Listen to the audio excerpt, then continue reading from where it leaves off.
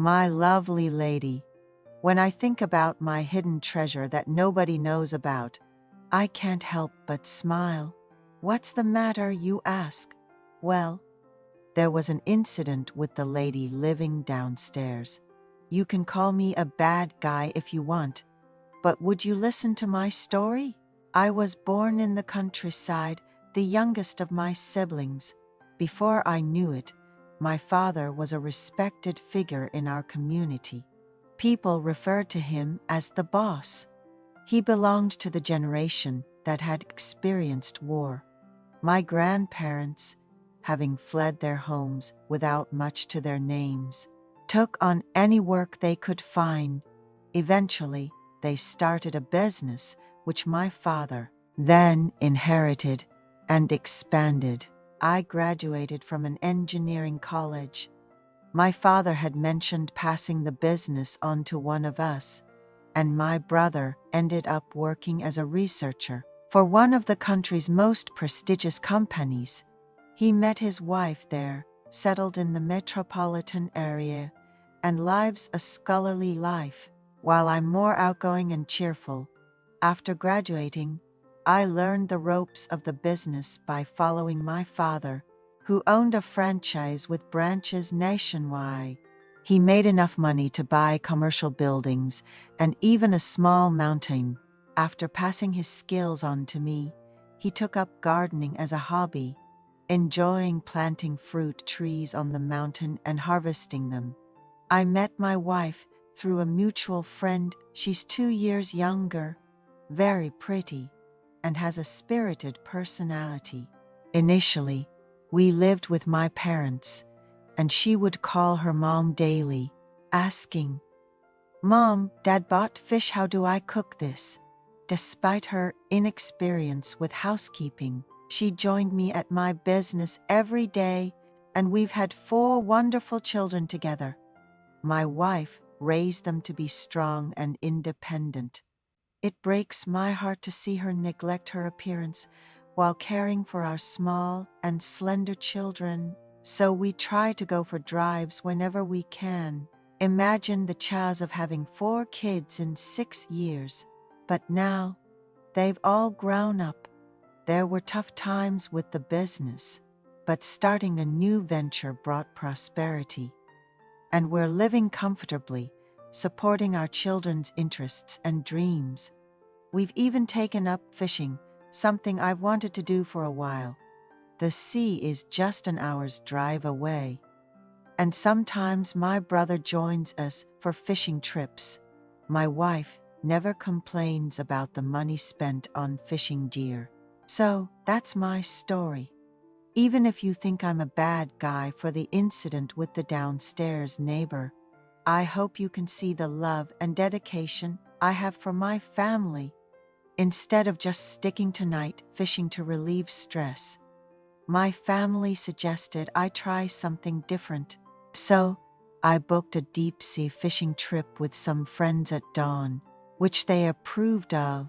But as I explored various fishing spots, I found myself longing for a second home, one nestled in nature, despite already living in a spacious apartment. Surprisingly, my wife was quite supportive when I mentioned it. Together, we started looking for properties near the coast. However, we quickly realized that oceanfront homes were prohibitively expensive. Not wanting to give up, we heard about a good deal on a house, a bit away from the beach. The seller had just finished building it and warned it would go to the next interested buyer if we didn't act fast. So I closed up shop early and rushed over.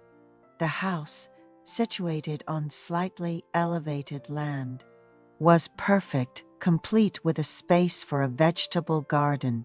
After some discussion, my wife and I decided to stretch our budget and signed the contract.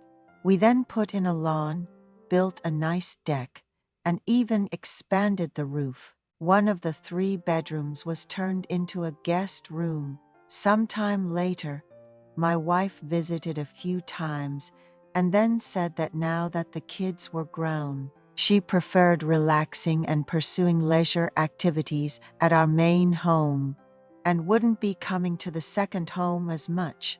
I was actually quite pleased with this arrangement.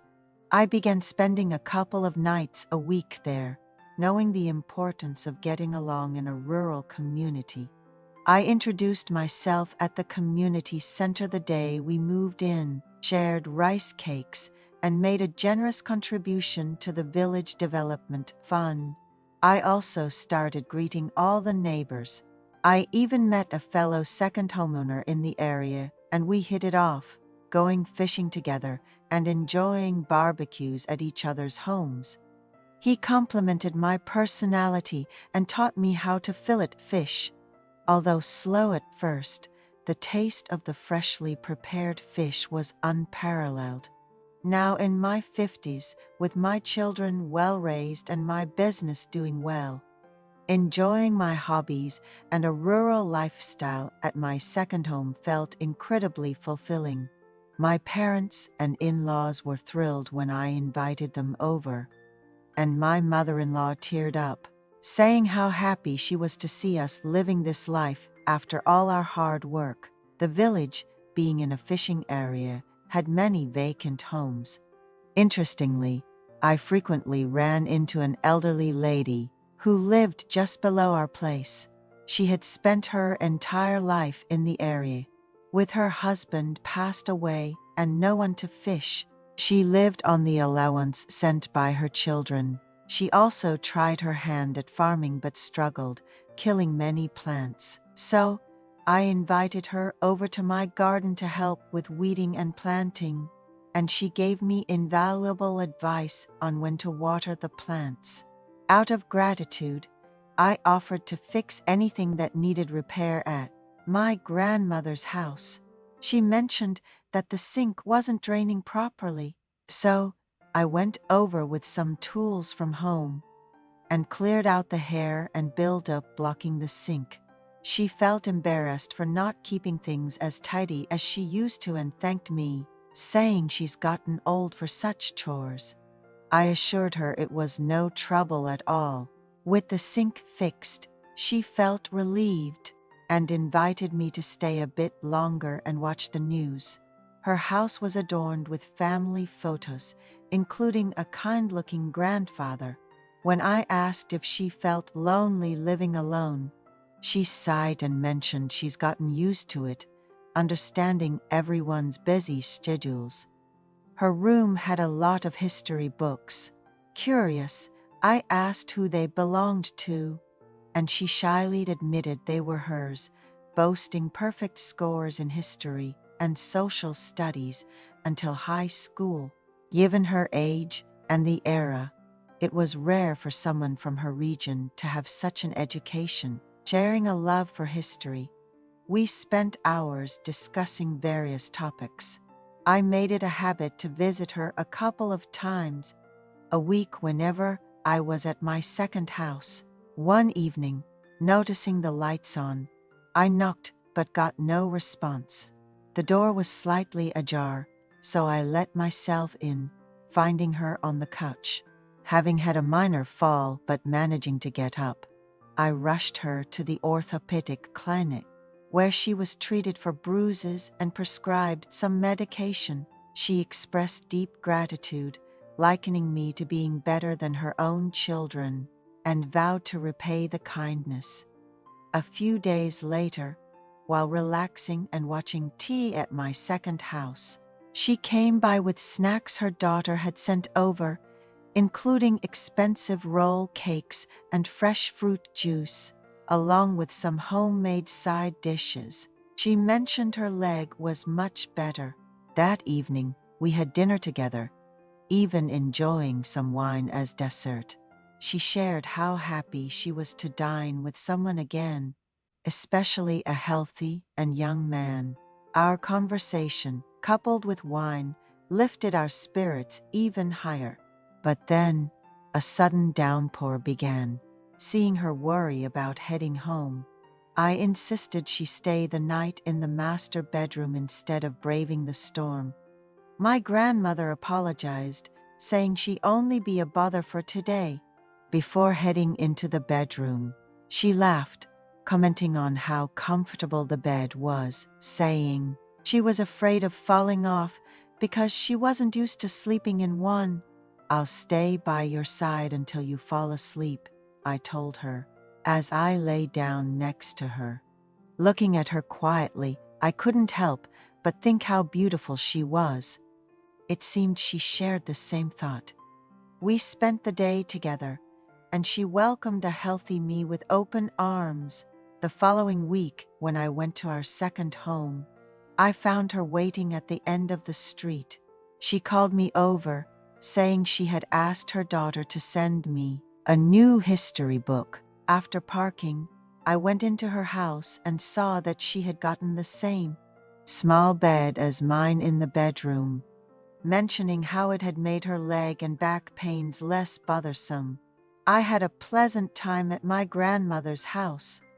A few days later, my wife surprisingly suggested we visit the second home together, which scared me since my meetings with my grandmother were a secret. I tried to dissuade her, saying the country life was boring, but she pressed on, asking if there was something going on there. With no choice, we went together. My grandmother came over to our house after seeing my car, not knowing my wife was with me. I promised her I'd come over after my wife fell asleep. I managed to sneak out and had a wonderful time without waking my wife. Luckily, my wife slept deeply and didn't find out. My grandmother even offered to introduce me to other ladies in the neighborhood. I only had eyes for her, but she seemed okay with me spending time with others, saying, "If you're happy, I'm happy." An old woman like me seeing a younger man has to expect this, with a mysterious smile. But honestly, I'm not sure how she truly feels about it. I wonder if she'd really be okay if I actually wanted to meet others. Not only is my grandmother beautiful on the outside, but her heart is also lovely.